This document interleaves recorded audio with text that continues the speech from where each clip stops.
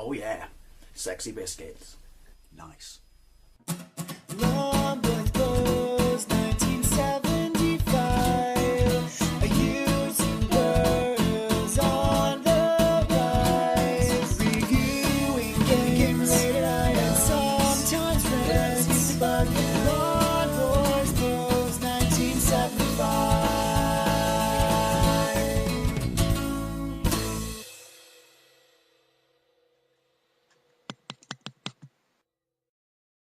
Hey YouTube, Longboys Post 1975, and welcome to the Wednesday vlog. I do apologise that there was no Wednesday vlog last week, which is the topic I'm doing this week, which I wanted to talk about last week. I wasn't very well, but it would have been a little bit more of a relevance because it would have been a little bit nearer to its release date. Now, you might not see this, whether or not you can hear this, because I'm excuse me, I'm in a soft top, and my God, it's noisy. Anyway, never mind. Yes, so it's that time of year again, and I don't mean Christmas. Although, if you work in retail like me, it is Christmas. It's been Christmas since the end of bloody October. It's driving me absolutely batshit crazy. And that comes from someone who absolutely loves and adores Christmas. Anyway, by that time of year again, I mean, well, you could argue that it's that, you know, it's the hot release season of the year, well, the Christmas period, I guess, or winter period. And by that I actually mean Call of Duty World War II, to be specific, which I bought on launch day.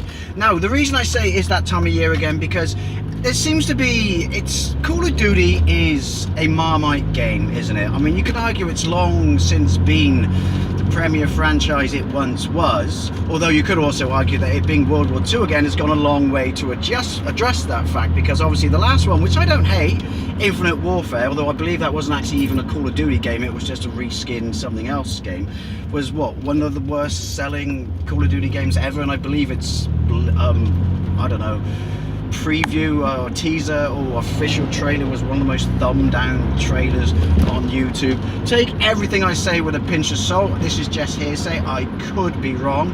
Anyway, so yeah, the thing about Call of Duty is it attracts this stigma, this, I don't know, bad sort of press image, mainly I guess because of online, which is everyone swearing, 12-year-old kids going batshit crazy, you know, and also it's blamed for, you know, violence and stuff like that.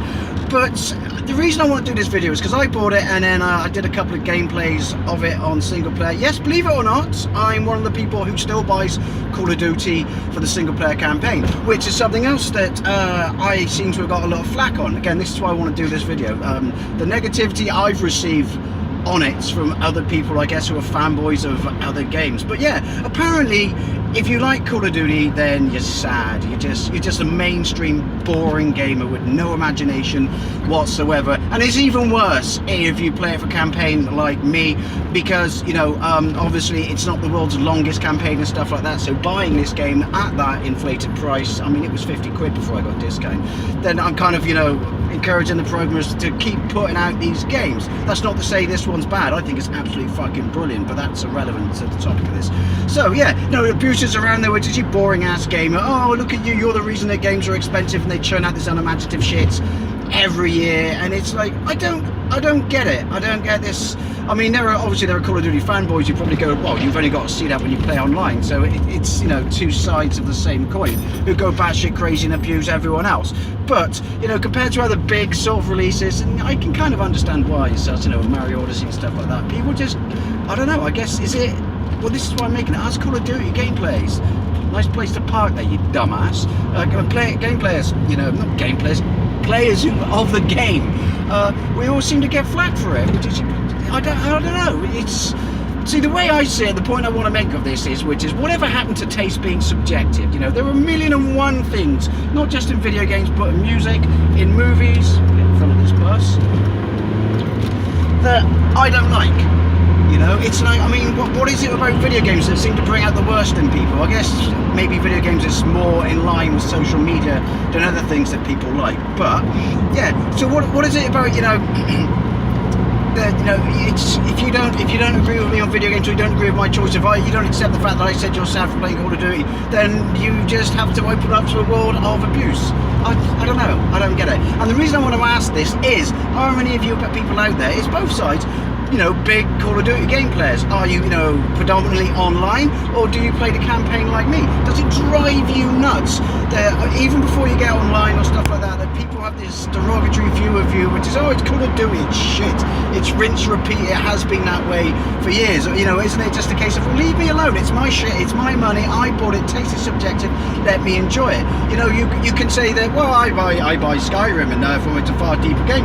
Maybe it's a far deeper game, I can't get into it, I can't enjoy it. I don't doubt, you know, there's far more to it than Call of Duty, you know, that's obvious, anyone can see that, but the point being, I can't get into it and I can't enjoy it. The fact that I can enjoy Call of Duty, regardless of whether it's online or, you know, in the multiplayer, the fact that it's a franchise, you know, that runs year in and year out, that's irrelevant. I like it. It was my money.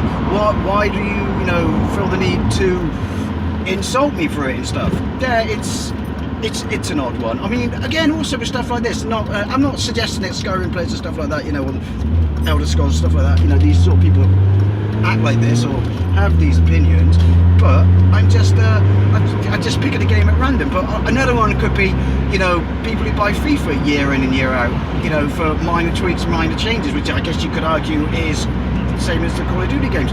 They don't seem to suffer half as much abuse online and in social media as people, you know, who buy Call of Duty. And maybe you're thinking, well, I don't get this, but I don't know, this in the circles that I travel in, yeah, you know, where I go on social media, where I go on YouTube, comment sections, things like that, friends, you know, colleagues, friends of friends and friends of colleagues, I seem to get kind of ridiculed for being a fan of Call of Duty.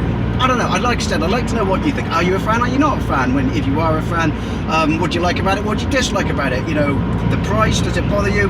Do you get negative reaction? Do you get positive reaction? But yeah, the bottom line is it's a Marmite thing. I know it is. You either love it or you hate it. But why more so than most other franchises does it seem to cause a shitstorm where people have to get their point of view across, and often in a negative and insulting manner? Hey, it's like this, isn't it? I don't like, you know, excuse me, I don't like cauliflower. You like cauliflower?